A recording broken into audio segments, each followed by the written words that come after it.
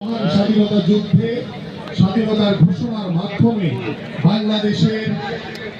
আপামর সাধারণ মানুষকে উজ্জীবিত করে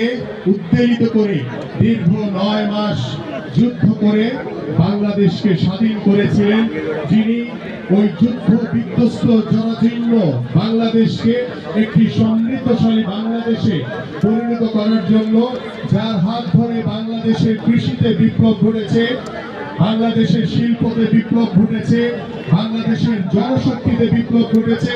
যার হাত ধরে বাংলাদেশে বহুদলীয় গণতন্ত্রের প্রবর্তন হয়েছিল। আজকে আমরা সেই মহান নেতার গড়া দল বাংলাদেশ জাতীয়তাবাদী দল বিএনপির 47তম প্রতিষ্ঠা বার্ষিকী উপলক্ষে আমাদের যে কর্মসূচি দেওয়া হয়েছে তারই একটি অংশ হিসেবে আজকে আমরা ঢাকা মহানগর উত্তর এবং দক্ষিণ বিএনপি একটি প্রীতি ফুটবল ম্যাচ খেলতে যাব এবং এখানে প্রীতি ফুটবল ম্যাচের যে